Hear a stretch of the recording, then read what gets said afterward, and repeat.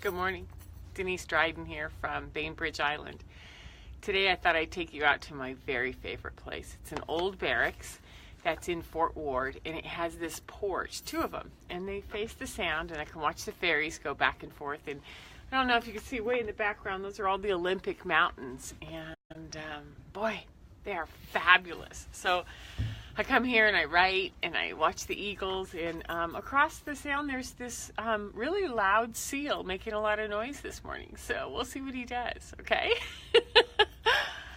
Today we're going to talk about owning our novice self, right? And on January 7th, right at the beginning of the year, I did a Facebook Live on my Sunday presentations on being a badass novice.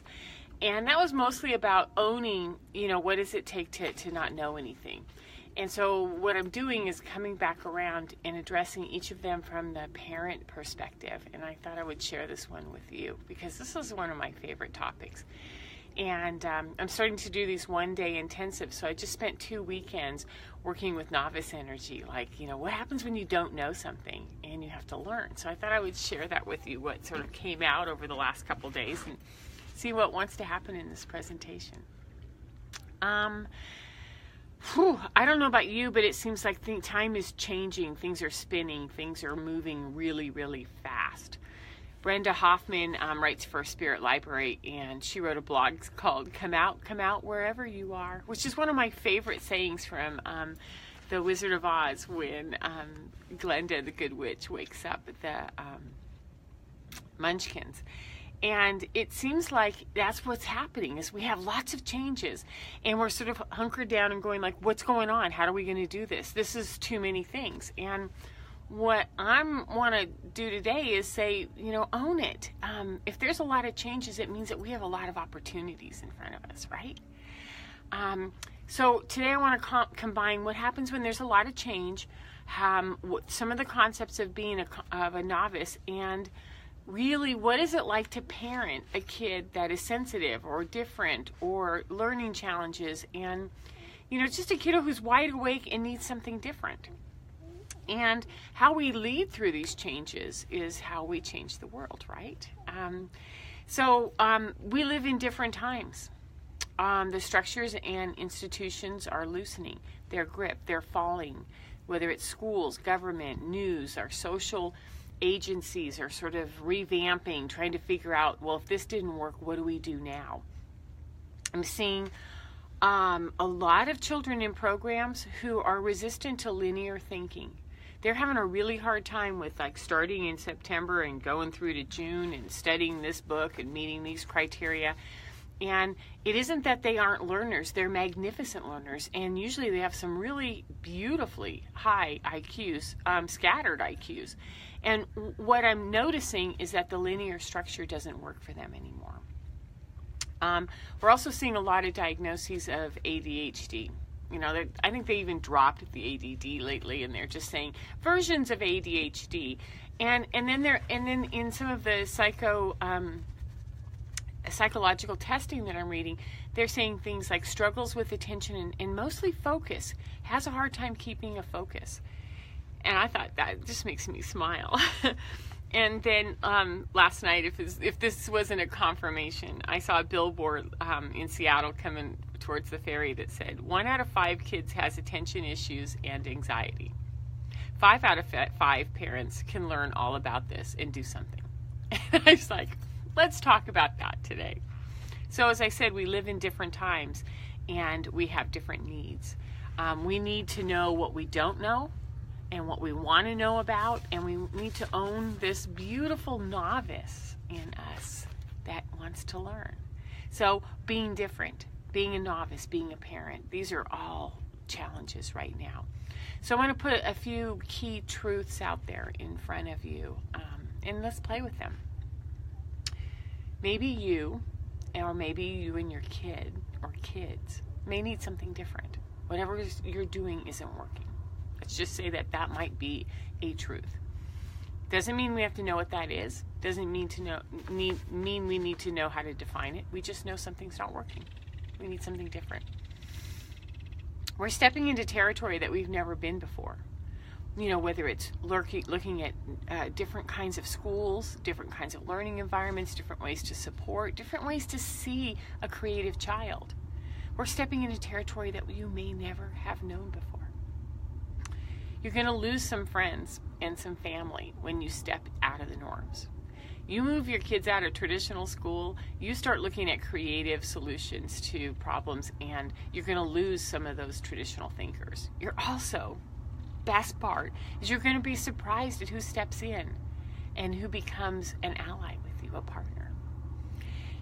Another truth is you're going to fail. You're going to fail a bunch of times. Literally fail in front of your kids. And I think the most beautiful part of failing is that now you get to say, oh, major fail. That one didn't work. Whether it's a meal you made, whether it's a school that you tried in a conversation you had, or the way that you tried to interpret some discipline things, and your kid just looks at you and you go, yeah, that was just a major fail. Because what we want to do is we want to model failure to our kids, right? That you can fail, you can pick yourself back up, dust yourself off, and get going. This is how we teach our kids how to grow. You can't grow in a bottle or a box, sitting there playing it safe. That doesn't give our kids any idea of how to be flexible and how to sort of make life up as they go along. So this is a partnership. This is a partnership between you and all of the skills that you've had before in the past. And think of your skill set. Are you a good problem solver? Are you great at calling and gathering information over the phone? Are you great at research? Do you like to resource with neighborhoods and ask questions? Do you know how to find, those coincidence, those people that just sort of show up exactly when you need them and tell you, what you've been wanting to learn? What are your skill sets? How do you use those now as a novice? As a novice, you also have to get comfortable with experimenting. I tried this, that didn't work. This part of it worked, that part of it didn't work. When we're looking at parenting sensitive kids and kids who have attention and they just don't learn the same way, we have to try new things. Are they auditory? Are they visual?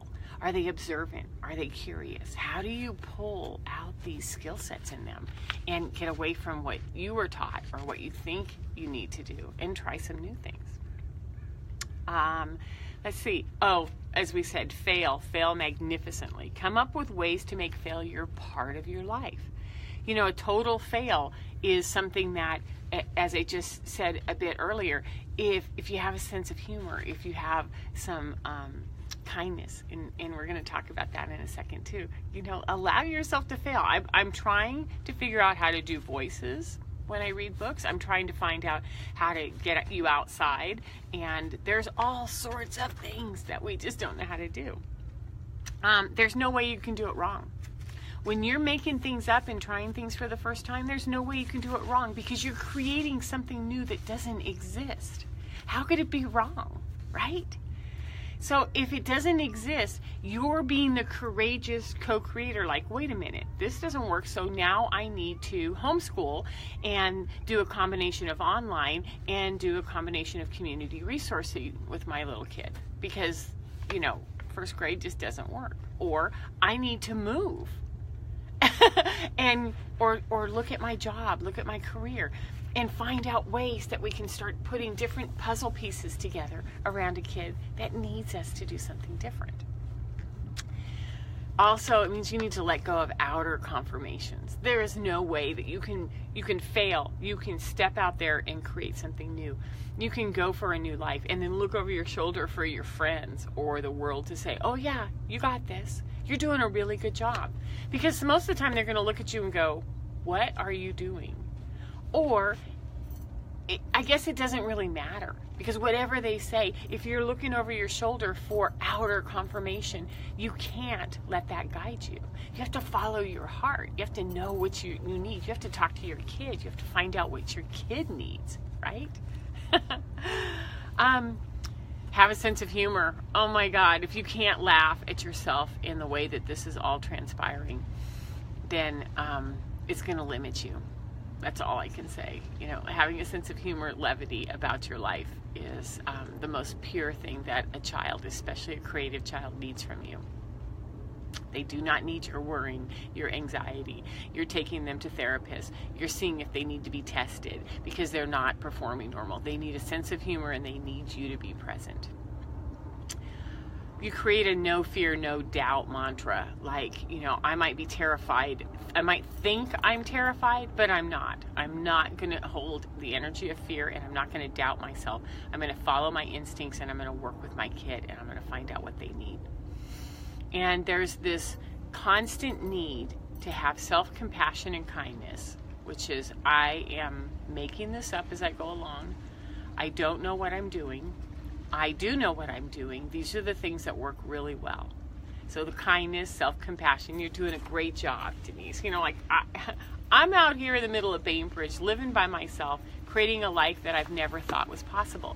I fail. And I also have some magnificent moments, but mostly I have to have a lot of self-compassion. Like, you're doing a good job out here. It's working, okay? So self-compassion, kindness, and then there's that part that I want to dovetail with that, which is gratuity, which is, yeah, that worked. That was really good. I enjoyed that one. And that way, what you do is you sort of thank the world. Like, I tried something, it worked, that was awesome, thank you. And when you're in that thankfulness, gratuity cycle, then the world just kind of keeps popping up, the unknown, and saying, here's a little bit more, try this. So I wanted to bring this home in one very short example. I have a very dear friend who, with her first child, was surprised, but not surprised at all, that what she and her husband created in their life was a child with a lot of medical and special needs. And she just glows. And she says, the most amazing part of all of this is I have been freed from the traditional norms. I've been freed of all expectations. There is no roadmap for what to do with our kiddo. We get to make it up as we go along, and we get to decide what works for him and what works for us. And I am so inspired always by that story, which is, I am free to do what I need to do. We are free as parents to decide what we need to do and how we're going to do it. And I thought, there she goes. So what is that tapping on your shoulder? What's going on? Is there like, my kid is so wound up and so anxious when they get home that they can't even breathe. They can't eat. They're not hungry. They're sad. They're being bullied at school. They're overwhelmed by life. They are in reaction to things that when it looks like when we look at it from the outside, don't seem to be things that cause overwhelm. My daughter is studying speech pathology, and she was in a lab, and she was sharing that one of the most difficult things for some kids is the sound of light bulbs in the classrooms. I was like, the sound of light bulbs. How many of you can hear the sound of light bulbs? How many of you can feel the emotions of the child sitting next to you, or see the story of the teacher in front of you and wonder why they're teaching if they're so miserable at this job? Or they don't, these are the things that sensitives sort of pull from all directions, right? So what's the tap on your shoulder saying from your kid saying, more, I need something different. I need something more. I need something less. And then give yourself permission to step out. Brenda Hoffman in that same article said, we are forerunners of forerunners. We have these magical kids, and they need us to do something different. But we're not just the leading edge. We're the scouts way out in front, finding out what needs to happen and starting to create it ourselves. So we're the forerunners of the forerunners. Our children need us to get out of the old paradigms. They need us to get out of the old traditions. And they need us to co-create a new life with them. So I guess knowing that that's the challenge is that we have to roll our sleeves up and become those novices. We have to learn things we never thought we would learn. We have to do things we never thought we would do. We have to be really badass about it, right? So this is the kind of stuff I do with coaching. I love to work with parents when they're stepping out of the box, when they're trying new things. If you're interested, you can find me on DeniseDrydenCoaching.com, and have a wonderful Sunday. Have a wonderful week, and enjoy the peacefulness here. And thanks for joining me on my little deck outside.